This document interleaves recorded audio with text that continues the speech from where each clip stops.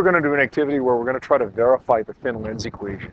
If you remember from Monday, the thin lens equation says, the same as the mirror equation, 1 over f is equal to 1 over dO plus 1 over di. I've given you that equation. We've solved problems in that with that equation. In fact, we had homework due for today using that equation. How do we know that it's valid, though? How do we know that it's a real equation, that I didn't just make something up and give it to you? Today, we're going to try to verify it and show that it's a valid equation.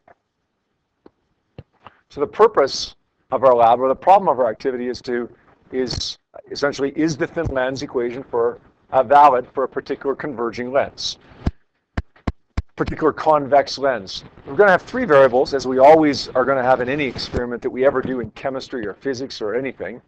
First one is the manipulated variable. That's the variable that we change. That's the variable that we make changes to in order to see what happens to the responding variable. The responding variable is the one that responds to the manipulated variable, the one that changes because of the manipulated variable. And the control variable is that variable that stays the same, or those variables, I should say, that stay the same throughout the entire experiment. There's going to be one manipulated, there's going to be one responding, and there's going to be one control variable. We'll talk more about those variables in just a second. Materials, this is your optics bench apparatus that I have in my hand right now. Okay, there's a picture of it on the board right now. You can see there's a candle with a flame on the end of it. There's a thing right here that holds a lens, and then inside that is a convex lens, or a converging lens. You see a card holder right there with a card that's going to act as a screen.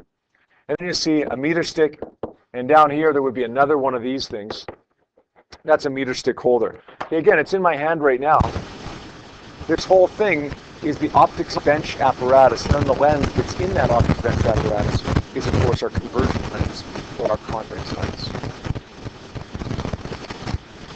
Now, pay really close attention to what I'm about to say, because this is going to help you with your variables, your manipulated and your responding variables. Okay, the setup is going to look like this once you get going on the activity. You're going to have your candle at the end of the meter stick. You're going to leave it at the end of the meter stick. You're going to light it, and that flame will serve as our object. So instead of using a person as the object, or a car as the object will be the flame. The reason we use the flame as our object is because it's bright. We know that it's going to generate bright light. Hey, I'm bright too. You're bright too, but we don't reflect as much light as the candle itself generates. So we're going to get a better image of a candle flame than we are of me, because the candle is brighter than I am. Does that make sense? It's easier to use as our object there. We're going to move our lens around, not within each particular trial, but from one trial to the next. So in one trial, I might have the candle right here. Whoops. I might have the candle right here, and I might have the lens right here. In another trial, I might have the candle in the same position, but I might move the lens right here. In another trial, I might have the candle in the same position, but I might move the lens right there. Does that make sense? What's my manipulated variable then? If I'm moving the lens relative to the candle from one trial to the next, not within each trial. Okay, the last class, they try to do this within trial 1. Okay, they're not getting an image on the screen, so they're moving the lens back and forth. Don't do that. When you pick a distance for trial 1 between the lens and the flame, stick with that distance for trial 1. Don't move the lens again. But from trial 1 to trial 2, you're going to move the lens. Okay, what am I manipulating here? What am I changing? The object distance, right? The distance from the lens to the candle. Now, normally you'd think of changing the object distance by moving the object, not by moving the lens, but it doesn't matter, does it? The object distance is defined as how far the object is away from the lens. So by moving one of those two, you're going to change the object distance. The only reason that I want to move the lens itself, as opposed to putting the lens in a specific spot and moving the candle, is that it essentially gives me more of the meter stick to use. If I know that the candle is going to be at the end of the meter stick for every trial, then I've got the entire meter stick to use for the other pieces of the device, right? For the lens itself and for the card. I'm not going to run out of space because I've got my candle way down here in the middle of the meter stick. Right? Doesn't really matter which one you move, but it's more practical if you leave this where it is and then you move the lens around to where you need to move it. Now, Every time you have the candle at one end of the meter stick, you're going to move the lens to a certain distance. Okay, you're going to move the lens to a distance that's bigger than the focal length. It's going to be an object that's bigger than, an object distance that's bigger than f. Every single object distance we use here, and we're going to use 10 of them, every single object distance has to be bigger than the focal length. And what I want you to do is move the card back and forth to a spot where you see a good, clear, sharp, focused image of the flame on the card. This is what you should see. The right-hand diagram here, you can see this circle of light there. That's not what we want to see. In the left-hand diagram, I'm not sure how clear it is on the smartboard here. In the left-hand diagram, we should be able to see a flame that's upside down and focused. This is what we want to see. When you see this focused, upside down, real flame, then you've got the image you want, and that means your card is in the right place. If you don't see that, then move your card somewhere else until you do see that. Got it? Once you find that clear focused flame, then I want you to measure the distance between the lens and the card. That will be your image distance. Record that. Record your object distance and your image distance. And then have a new object distance. Create a new one that's bigger than f. And then find your image distance for that by moving your card. And then do it again. And then do it again. Do it 10 times. Now, in order to do this activity so that we know the object distance is always bigger than the focal length, we need to have the focal length. So how are we going to get the focal length? Well, we know from the very first day we started talking about mirrors and lenses, if we have a converging lens or a mirror, we know that all rays that are parallel to the principal axis will converge at the focal point. So what I'm suggesting you do is take off your candle, aim your lens at a far-off object outside. Okay, maybe it's the condos across the street. Maybe it's, if you go down to the end of the hallway here, maybe it's a house across the football field. Aim your lens at a far-off object. Now that object produces rays of light, or reflects rays of light, I should say, in every which direction. But the only ones that actually make it through the lens are the ones that are pretty much parallel to each other and parallel to the principal axis. So those rays should converge at the focal point. If you can get a good, clear, sharp, focused image of the object that's way across the road or way across the football field on your card, then the distance between the card and the lens should be your focal length. Does that make sense? So let's try this. By the way, don't stand right up next to the window. You want to stand back a little ways. And we want to have the lights off because we don't want the ambient light to kind of wash out the image that we're going to see. Now I'm going to stand back here. I'm kind of aiming at the condos back there. If I move this card back and forth, you can see it better on this side. On this side, if you're close, you can see the upside down condos right there. You can see the rocks outside right there. You can see the sky at the bottom of the screen. Everything's flipped over. You see that? People on this side. You can see it on the other side as well a little bit because it kind of goes through the card, but you can see it better on that side. Now that distance that I have right now between the lens and the card, that will be my focal length. Don't focus on the person that's sitting beside you because they're not far enough away. The rays of light coming from them aren't parallel to the principal axis. You need to focus on something far off so that the rays are parallel. That will give you your focal length. Measure that distance, write it down right here, and then create 10 object distances that are bigger than the focal length, and then measure your image distance that corresponds to each of those object distances. So our manipulated variable was the object distance, right? Kieran told me that one. What's our responding variable? The image distance, right. Now you're going to have one or two really important control variables. I'm not going to tell you what they are. It is at least one that you cannot miss in this activity, otherwise you'll lose marks for it. There's 1,000 control variables that you could write down. Okay, I want one or two. I want everything that's really, really important, and then see where you're at. One or two other ones maybe. Okay, 2 or 3 control variables 2 would be fine as long as you include the really, really important one. Then if you think about it right now for about 8 seconds, you're probably going to come up with the thing that's really important to keep constant throughout this whole thing. Okay? I'm not going to tell you whether you're right or wrong here, though. Okay, what do we do with this data now? Let's create an analysis table. Let's go 1 over DO and 1 over DI. Literally, all you have to do there is on your calculator, take the value of DO. Let's say DO was 10 centimeters. Flip it over. It becomes 0.1. Just flip over the value of DO and flip over the value of DI. Finish off that table and then plot a graph of 1 over DI as a function of 1 over DO. You see the units are going to be 1 over centimeters or centimeters to the minus 1. Every graph that we've plotted this year so far has been a straight line graph, right? And we know how to deal with a straight line graph. It's y equals mx plus b. This one will also be a straight line graph, but it's not going to look like this. Rather, it's going to look more like this. The equation for that graph, because it's a straight line graph, is still y is equal to mx plus b. You guys remember doing this analysis before a couple of times? Y is equal to mx plus b. Our y-axis is 1 over di. M is the slope.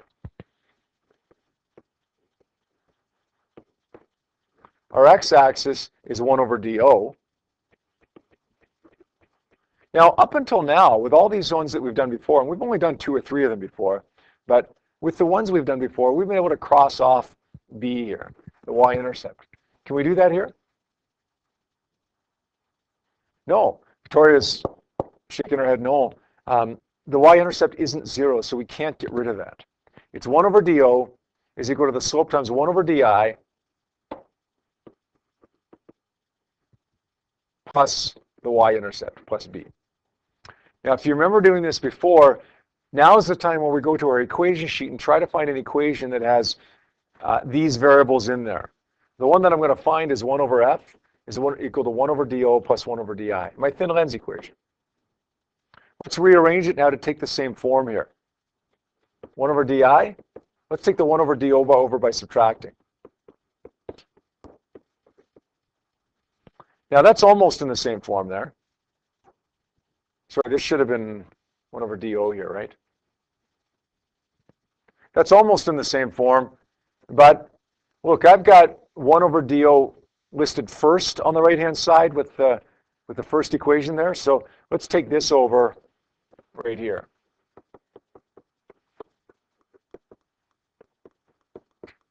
Is that okay? We're allowed to do that? It's like saying 6 plus 4, 4 plus 6. Same thing, right? I just changed the order in which I added those two numbers together. And I did that so that it would look more like the first equation that I have there that came from the graph. Now is when I start crossing things off that appear in both. 1 over di appears in both. 1 over do, sorry, this should have been do again. I don't know what I have for do here today. 1 over do appears in both. What am I left with on the left-hand side? The slope. What's the slope equal to? I think somebody just said it. I think somebody just whispered it. Negative what? Say it louder so we can hear. Negative b? No? Good guess, though.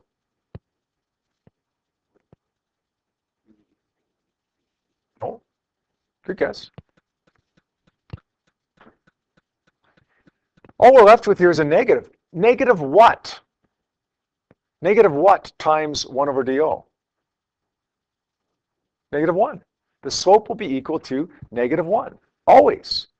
No matter what lens you use, whether it has a focal length of 2 or 500, no matter what data you collect, no matter what apparatus you use, no matter what data you have or what analysis table you have, looking here, what graph you have, what numbers you have on the graph, your slope will be equal to negative 1. Everyone will have a slope equal to negative 1, regardless of what lens or what data you have. The slope has to be negative 1. And that's a good little check to see if you've done things right. Keep your slope equals negative 1. Having said that, we're not actually going to use the slope in this graph. What we want is b, the y-intercept. The y-intercept will be equal to what? 1 over the focal length, right? Slope times 1 over dO, negative 1 times 1 over dO, plus b plus 1 over f. b is equal to 1 over f. We're going to rearrange that to solve for f. We get 1 over the y-intercept. So you're going to solve for the y-intercept there. Once you get the y-intercept, you're going to solve for the focal length. If that focal length equals the focal length that you measured at the beginning of this activity, then what can you say about the lens equation? You could say that it's valid. Right?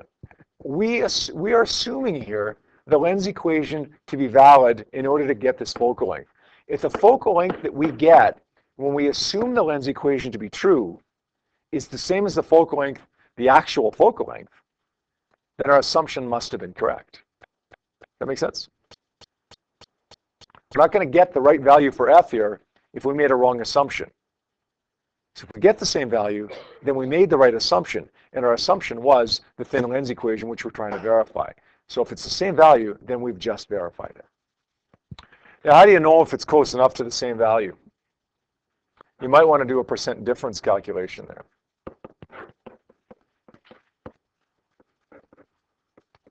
Actual minus theoretical over theoretical times 100. Our theoretical value here, it sounds kind of strange here, but a theoretical value is going to be what you got in the beginning of this activity, right? The actual value that you measured. You think that should be the actual value, but no, that's what we got at the beginning. That's what we're comparing everything to. That's what it should end up being. That's going to be our theoretical value.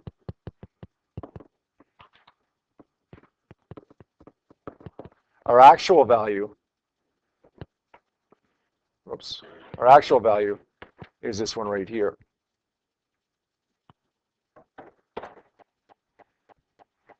If that number is less than 10%, then you should say that the thin lens equation has been proven valid. If it's more than 10%, then say that the thin lens equation hasn't been proven valid. Yep. Where did you get B is the y-intercept of the graph. And the y-intercept of the graph is literally going to be where it crosses the y-axis here. Oh, okay. Now, having said that, guys, once you're finished collecting your data here, I'm going to show you a nice, tidy way on Microsoft Excel to do all of this, to get you your 1 over DO, your 1 over DI, and your graph, and your slope, and your y-intercept. So I wouldn't worry so much when you finish collecting your data about calculating things and plotting a graph by hand and finding the y-intercept, because we're gonna show you how to do that on Microsoft Excel.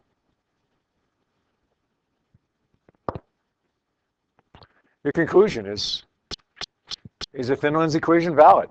Yes or no? It's either valid or it's not. How do you know? Well, it has to do with that percent difference, right? If basically the percent difference is greater than 10%, it's not valid. It's less than 10%, it is valid. And then, of course, you need your sources of error.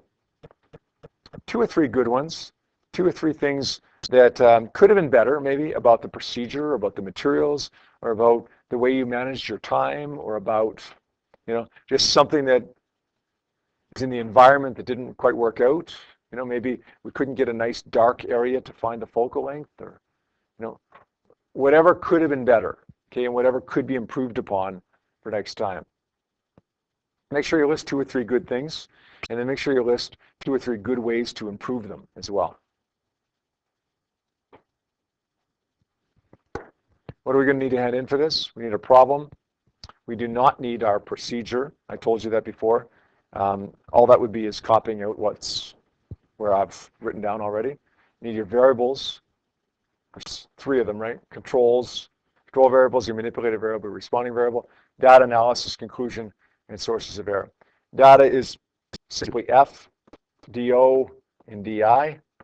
Your analysis is 1 over DO, 1 over DI, and then your graph, and then your calculation of the focal length, conclusion, which we just talked about, and sources of error, which we just talked about. Good.